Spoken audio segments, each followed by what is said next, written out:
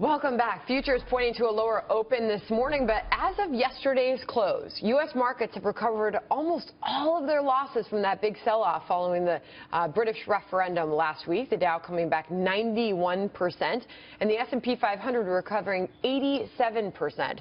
This comes as a new USA Today poll shows 68% of Americans believe the British referendum to leave the EU is a sign of dissatisfaction and anger in other nations, including the U.S. Brian, what do you make of that? I mean, of course. Is there any? This poll to me seems to be saying the obvious right here. Clearly, people both in the UK and the US feel like we live in a two-tiered society. I mean, the Loretta Lynch story to me really epitomizes this, right? If you're a political elite, you have access to people like Loretta Lynch. You can happen to meet her at the airport and talk about an issue that's going on in your life and get special access. So I really do think this poll, I think Americans are right to feel this way, and I think it is motivating a lot of what you're seeing politically. I do have a problem with the word anger here, though. I don't like that we're always calling, people who are advocating for change angry. I think it's kind of a smear by racist or xenophobe. Because it suggests this isn't thoughtful. It suggests this is all emotional. I think that's the wrong way to frame this. And again, it seems like an elitist smear. You might use the word, and the president used the word xenophobe. You might use that word once in reference to a few people, but again, when people hear it who also feel disconnected and dissatisfied and a little bit PO'd, quite frankly, then they think you're talking about them. Yeah. Well, and that's the danger of alienating a giant swath of this country. So let's do the numbers. You're on an excellent point. The word xenophobe continued to be used throughout Brexit.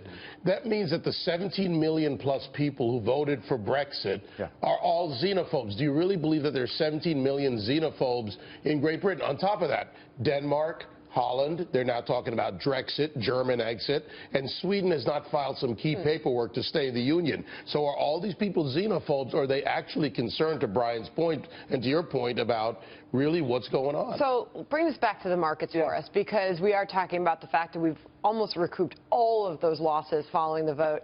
Does it seem like the investors putting this all behind them, they're not afraid of the future now? Yeah, there was a strong reaction, but I think people are waking up to the reality that the UK can do this. Politically independent sovereign nations can trade with each other. They can remain economically integrated. The UK has a strong economy, high rates of entrepreneurship, good labor market mobility. There's no reason we can't do this. Let me inject this little fact as we start this trading day, because we pulled out the trusty Stock Traders Almanac.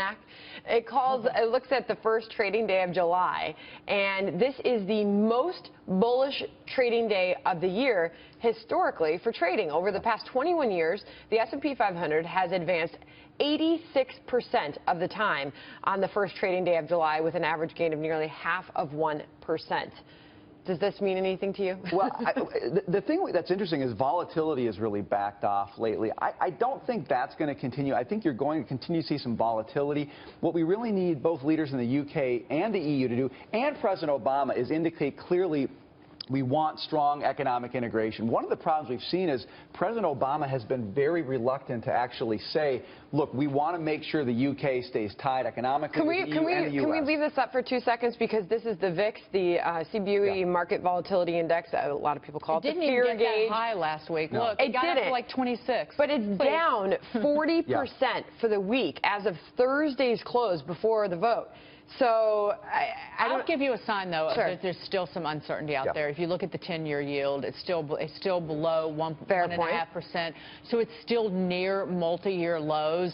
And then if you look at sovereign debt around the world, you have negative yields in many countries, which is just a sign of, quite frankly, a global backdrop that looks pretty doggone lousy, and that there's still a lot of uncertainty, whether it's about the economy. Again, Boris Johnson, he's not going to be the leader of the Conservative Party. He's not going to wind up being prime minister. Again, that's another wrench. And then you throw in our election here. I don't know how you start placing a lot of bets and putting a lot of cash to work at this point. Last word. But I think the catastrophe predictions we're seeing from people like George Soros are way, way off base. There's an upside here. We can get there, but you need political leadership on both sides of the pond saying we want strong economic ties, and President Obama really needs to step up and do that. All right. Brian Brenberg, thank you.